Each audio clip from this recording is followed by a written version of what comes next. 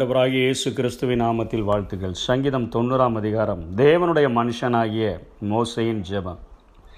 இந்த சங்கீத பகுதியிலே ஆண்டவருடைய தன்மையையும் மனிதனுடைய வாழ்வின் தன்மையையும் ஆண்டவருடைய கோபாக்கினை மாறி மனிதன் வாழ்வடையக்கூடிய ஒரு ஜெபத்தையும் இங்கே மோசே ஏறெடுக்கக்கூடியதாக இந்த சங்கீத பகுதியானது அமைந்திருக்கிறதை நாம் பார்க்கிறோம். ஒவ்வொருவரும் நம்முடைய வாழ்வை உணர்ந்தவர்களாக நம்முடைய வாழ்க்கையில் அன்றாட நாம் ஜெபிக்கக்கூடிய ஒரு ஜெபமாக, ஒரு மாதிரி ஜெபமாக இங்கே மோசே எழுதி வைத்திருக்கிறதை பார்க்கிறோம். என்னாகமம் 13 அதிகாரம் 14 அதிகாரங்களின் பின்னணியிலே எழுதப்பட்டதாக இந்த சங்கீத பகுதி கூறப்படுகிறது. ஏனென்று சொன்னால், அந்த நாட்களிலே மோசேயும் ஆரோனும் அங்கே இஸ்ரவேல் தேசத்தை, கானான் தேசத்தை பார்க்கும்படியாய் அனுப்பின பொழுது சுற்றி வந்தவர்கள் துர்ச்செய்தி பரப்பின பொழுது மோசேயும் ஆரோனும் அவர்களுக்கு முன்பாக முகங்குப்புற விழுந்து கிடந்த பொழுது அவர்கள், நாங்கள் எங்களுடைய பெண் ஜாதிகளும் பிள்ளைகளும் கொள்ளையாவார்கள் என்று சொல்லி முரட்டாட்டம் பண்ணின பொழுது, கல்லெறியும்படியாய் கற்களை எடுத்துக்கொண்ட பொழுது யோசுவாவும் காலேபும் வஸ்திரங்களை கிழித்து கொண்டு, ஆண்டவர் நம்மேல் பிரியம் வைத்தால் அங்கே அவர் நம்மை கொண்டு போவார், அவர்களை காத்த நிழல் விலகிவிட்டது, கர்த்தர் நம்மோடு கூட இருக்கிறார், நாம் நிச்சயமாக அந்த தேசத்தை சுதந்திரிப்போம் என்று சொல்லியெல்லாம் அவர்கள் பேசின பொழுதும் ஜனங்கள் கோபம் மாறாத ஒரு நிலைமையில் இருந்த பொழுது மோசே ஆண்டவரை நோக்கி ஜெபித்த ஜெபமாக இந்த ஜெபம் எழுதப்பட்டிருக்கிறது. முதலில் அவர் சொல்லுகிறார், முதல் வசனத்தில் அழகாக சொல்ல, ஆண்டவரே தேவரீர் தலைமுறை தலைமுறையாக எங்களுக்கு அடைக்கலமானவர், நீர் எங்களுக்கு தலைமுறை தலைமுறையாக, எத்தனை தலைமுறைகள் நாங்கள் கடந்து வந்தாலும் நீர் எங்களை பாதுகாக்கிற ஒரு தேவன், நீர்தாமே நாங்கள் வந்தடையத்தக்க ஒரு கண்மலை, எங்களுடைய அடைக்கலமான ஒரு தேவன் என்று மோசே சொல்லுகிறதை பார்க்கிறோம். உம்முடைய வாழ்க்கை என்ன?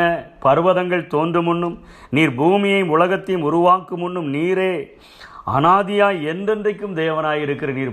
பர்வதங்கள், பூமி, உலகம் இவைகள் உண்டாக்கப்படுகிறதற்கு முன்னமே, நாங்கள் உண்டாக்கப்படுகிறதற்கு முன்னமே நீர் ஆண்டவரே அனாதியாய் என்றென்றைக்கும் நீர் தேவனாய் இருக்கிறீர். உமக்கு தொடக்கமும் இல்லை, உமக்கு முடிவும் இல்லை. அப்படிப்பட்ட ஒரு மகா பெரிய ஆண்டவருக்கு முன்பாக எங்களுடைய நிலைமை எப்படி இருக்குது ஆண்டவரே? 5ஆம் வசனத்தில் அழகாக சொல்லுகிறார், நித்திரைக்கு ஒத்திருக்கிறார்கள். எங்களுடைய வாழ்க்கை ஒரு நித்திரையை போல, இரவில் கண்ணை மூடி காலையில் விழிக்கிற தூரம், அந்த நேரம் எவ்வளவு தூரமோ அவ்வளவுதான் இங்கே வாழ்க்கை இருக்குது, நித்திரையை போல தான் இங்கே வாழ்க்கை இருக்குதுன்னு சொல்கிறாரு. அதுக்கு அடுத்தபடியாக சொல்கிறாரு, காலையில் முளைக்கிற புல்லுக்கு ஒப்பாக இருக்கிற ஆண்டவரே. புல் முளைக்கிறதுக்கு எவ்வளோ நேரம் ஆக போகுது? புல் முளைத்து அதனுடைய பூத்து அது சாயந்தர நேரத்தில் அறுப்புண்டு போகிறது போல தான் எங்கள் வாழ்க்கை இருக்கிறது என்று சொல்லி புல்லின் பூவுக்கு அவர் ஒப்பிடுகிறதை பார்க்கிறோம். ஒருவேளை நம்முடைய நித்திரை ஒரு இமை மூடி திறக்கிற நீளமுடையதற்கு சமமாக இருந்தாலும் கூட அவைகளும் பரலோகத்தில் அது ரெக்கார்டாகக்கூடியதாக இருக்குது. அதை தான் பின்பாக அவர் சொல்லுகிறார். ரெண்டாவதாக, ஒரு புல் முளைத்து அந்த பூ எவ்வளவு நேரம் இருக்குதோ, ஆனால் அது பெருங்காட்டில் அந்த புல் மறைகிறது கவனிக்கப்படாமல் இருந்தால் கூட அதில் புகைப்படம் எடுத்தோன்னு சொன்னால் அந்த புல் இருக்கிறது அதில் பதிந்து விடுகிறது போல நம்முடைய வாழ்க்கை அங்கே பரலோகத்தில் ரெக்கார்டாகக்கூடியதாக இருக்குது. அதே போல் அவர் சொல்லுகிறார், அடுத்தபடியாக சொல்லுகிறார், நான் எங்களுடைய வாழ்க்கை ஒரு கதையை போல இருக்குது, அநேக திருப்பு முனைகள் இருக்குது, அநேக துணை கதாபாத்திரங்கள் எங்களோடு கூட நடித்து கொண்டு இருக்கிறாங்க. அது ஒரு கதையை கழிந்து போகிறது போல போனாலும் கூட ஒளி நாடாக்களில் பதிவு செய்யப்பட்ட அந்த கதைகள் என்றைக்கும் பார்க்கிறபடி இருக்கிறதே. ஒரு மாயான ஒரு தோற்றம்தான், அழிந்து போகக்கூடிய ஒரு காரியம்தான், ஆனாலும் அது ரெக்கார்ட் ஆகிருது ஆண்டவரே. அதே போல் ஒரு பறவை பறக்கிற 10ஆம் வசனத்தில் சொல்லுகிறார், காற்றின் சிறகுல பறக்கிற ஒரு பறவையை போல தான் நாங்கள் பறந்து போகிறோம். ஆனால் அந்த பறவையினுடைய அந்த பறப்பை போல அது எவ்வளோ நேரம் கண்களின் காட்சியில் அது பறந்து போகிற காரியங்கள் ஒரு நொடி போலதானாலும் அது பதிந்து விடுகிறது போல எங்களுடைய வாழ்க்கை நம்முடைய சமூகத்தில் ஆண்டவரே பதிந்து விடக்கூடியதாக இருக்கிறது. அதாவது எங்களுடைய வாழ்க்கை ஒரு தூக்கத்தை போல இருந்தால் கூட, ஒரு நித்திரையை போல இருந்தால் கூட, ஒரு புல்லின் பூவை போல இருந்தாலும் கூட ஆண்டவரே எங்களுடைய வாழ்க்கை ஒரு பறவை பறந்து போகிறதை போல, ஒரு கதையை போல இருந்தாலும் கூட எங்களுக்கென்று ஒரு நியாய தீர்ப்பு இருக்குது ஆண்டவரே. இவ்வளோ மகா பெரிய ஒரு ஆண்டவருக்கு முன்பாக நாங்கள் இப்படி தான் இருக்கிறோம். ஆனாலும் எங்களுடைய இந்த சின்ன வாழ்க்கை பலத்தின் மிகுதியினால், எங்கள் வாழ்க்கை 70 வருஷம்தான், பலத்தின் மிகுதியினால் ஒருவேளை நாங்கள் 80 வருஷம் வாழ்ந்தாலும் உமக்கு முன்பாக நாங்கள் நிற்க வேண்டிய ஒரு சூழ்நிலையில் நாங்கள் வாழுகிறோம் ஆண்டவரே என்று சொல்லி அவர் ஜெபிக்கிறதை பார்க்கிறோம். 7 to 11 வரையிலும் வனாந்திர வாழ்விலே மோசே ஜெபித்த உம்முடைய கோபம் எங்களை அழிக்குது ஆண்டவரே. உங்களோட உக்கிரத்தில் நாங்கள் கலங்கி போகிறோம். அக்கிரமங்கள் பாவங்கள் எல்லாம் உமக்கு முன்பாக உம்முடைய வெளிச்சத்துலேயும் வந்து நிற்குது ஆண்டவரே.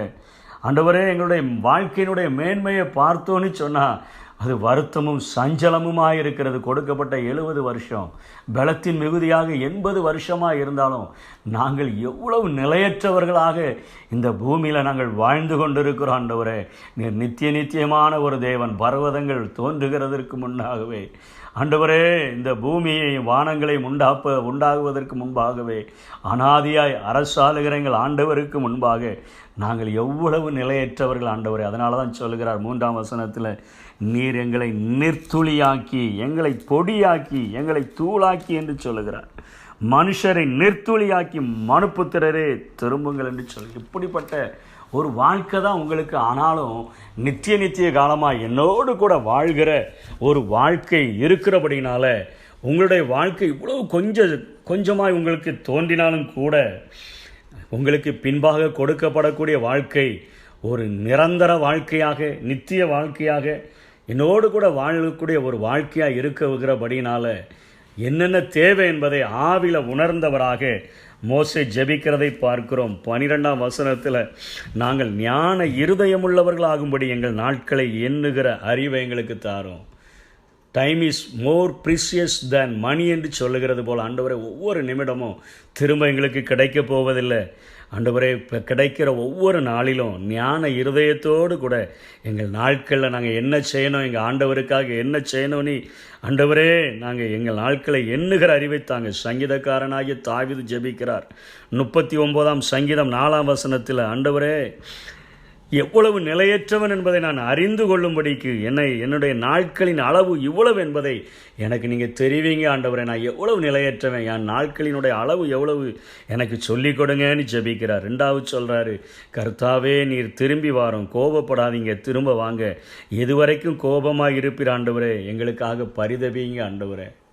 உலக மனிதர்களுடைய பரிதாபம் எங்களுக்கு ஒன்றையும் தர முடியாது.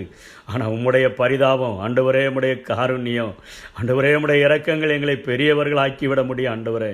எங்களுக்காக நீர் பரிதபித்தால் போதும் என்று சொல்லி கெஞ்சுகிறதை பார்க்கிறோம். ஞான இருதயம் ஒவ்வொரு நாளும் அதிகாலை வேளையில், ஆண்டவரே இன்றைக்கு நாள் பிறந்திருக்கிறது, இந்த நாளை உமக்கென்று நான் எப்படி வாழ முடியும் என்று சொல்லி கரமிரித்து நிற்கிறவர்களாய் வாழ வேண்டும் என்று சொல்லி ஒரு மாதிரி ஜெபத்தை இங்கே மோசே செய்கிறதை பார்க்கிறோம். எங்கள் மேல் பரிதபியும் ஆண்டவரே, எங்களுக்காக நீர் பரிதபியும். 14ஆம் வசனத்திலே, வாழ்நாளெல்லாம் களிகூர்ந்து மகிழும்படி காலையிலேயே எங்களை உமது கிருபையினால் திருப்தியாக்குங்க ஆண்டவரே. உங்கள் இரக்கம், உங்கள் அன்பு, உங்கள் கிருபை காலைதோறும் எங்களை ஆண்டவரை நிரப்பட்டும். காலைதோறும் உடைய கிருபைகள் புதிதாக இருக்கிறதல்லவா, அவைகளால் நிரப்புங்க. 15ஆம் வசனத்தில் சொல்லுகிறார், எங்களை சிறுமைப்படுத்தின நாட்களுக்கும் துன்பத்தை கண்ட வருஷங்களுக்கு 40 வருஷம் இந்த வனாந்தரத்தில் வாழ்ந்துட்டோம் ஆண்டவரே.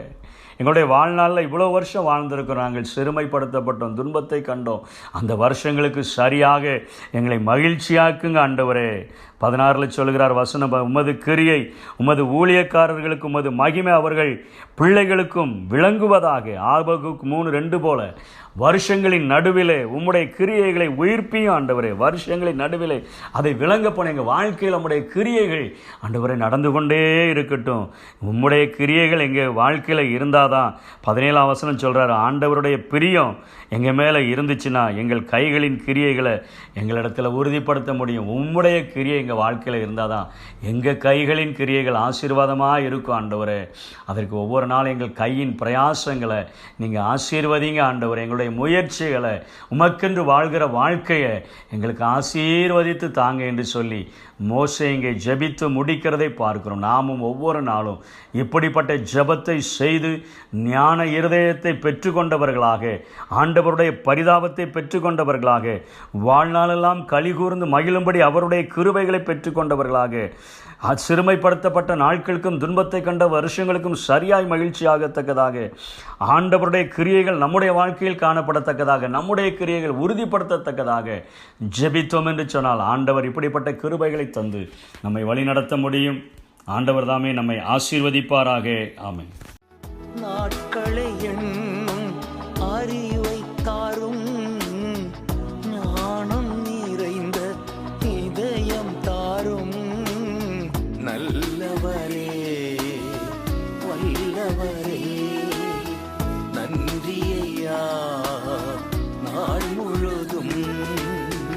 வாழ்நாளெல்லாம் களி கூர்ந்து மகிழும்படி திருப்தியாக்கும் கிருபையினால்